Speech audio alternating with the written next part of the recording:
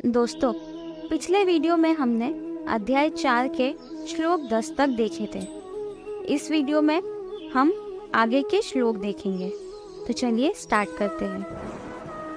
भगवान श्री कृष्ण अर्जुन से कहते हैं, लोग जिस प्रकार भी मेरे प्रति समर्पण करते हैं, मैं उन्हें उसी के अनुसार प्रतिफल देता हूँ।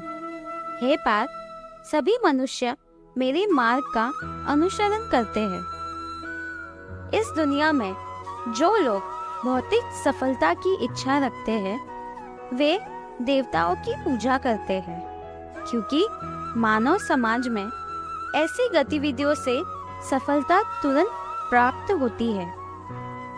इस श्लोक में भगवान यह कहना चाहते हैं कि जो लोग इस लोक में कर्म करते हैं और उसके फलों की प्राप्ति के लिए देवी देवताओं का यज्ञ करते हैं, वे जल्दी ही कर्मजा सिद्धि को प्राप्त कर लेते हैं। भगवान यहाँ कर्म का महत्व और उसके सही भावनाओं से किए जाने वाले यज्ञ की इम्पोर्टेंस को हाईलाइट कर रहे हैं।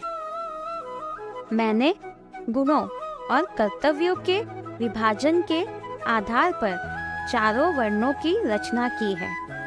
यद्यपि मैं इस व्यवस्था का निर्माता हूँ, फिर भी मुझे अकर्ता और अपरिवर्तनीय जानो। मुझे कोई भी कर्म बंधन नहीं लगता और मुझे कर्मफल में भी कोई इच्छा नहीं है। जो व्यक्ति मुझे इस तरह से समझ लेता है, वह किसी प्रकार के कर्म बंधन में नहीं बंध सकता।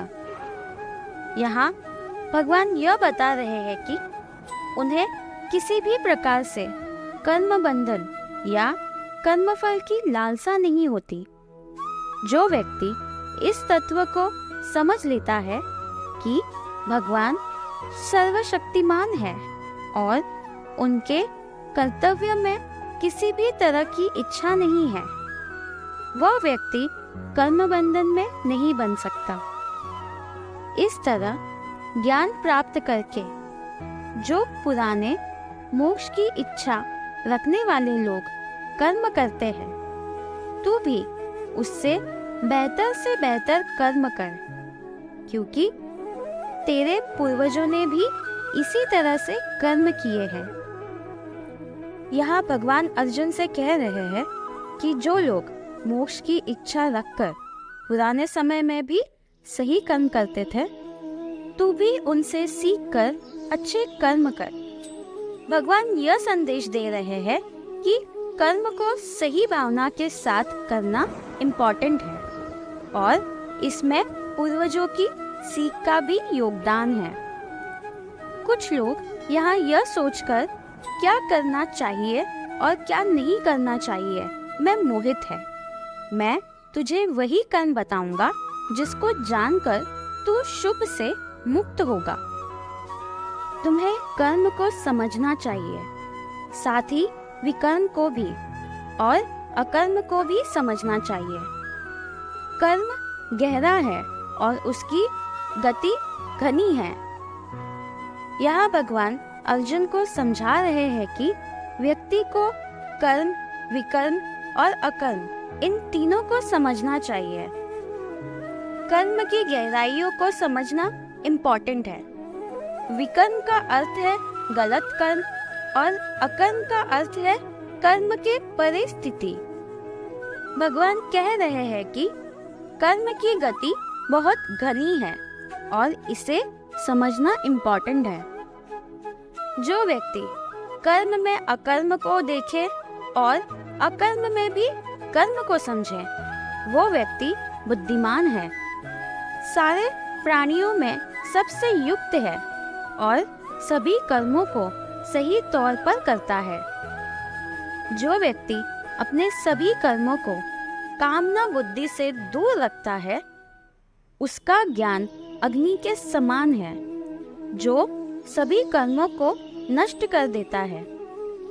ऐसे व्यक्ति को बुद्धिमान और पंडित समझा जाता है, क्योंकि वह समझ गया है कि कामना बुद्धि से मुक्त होकर सही तौर पर कर्मों को अंजाम देना चाहिए। जो व्यक्ति कर्मफल से आसक्ति छोड़कर हमेशा संतुष्ट और निराश्रय है, वो कर्मों में लीन होने पर भी कुछ नहीं करता। यहाँ श्री कृष्ण अर्जुन से कहते हैं, जो व्यक्ति अपने कर्मों का फल छोड़कर आसक्ति से मुक्त हो गया है, हमेशा संतुष्ट है और निराश्रय है। वह चाहे कुछ भी कर्मों में लीन हो, फिर भी कर्मों में आसक्ति नहीं रखता। यहाँ भगवान बताना चाहते हैं कि सही तौर पर कर्मों का पालन करने से ही व्यक्ति मोक्ष की ओर बढ़ सकता है। सो दोस्तों, आपको हमारा वीडियो कैसे लगा ज़रूर बताना कमेंट बॉक्स में। हम फिर हाजिर होंगे एक नए वीडियो के साथ। तो आज के लिए बस इतना ही। Please like, share and subscribe to my channel.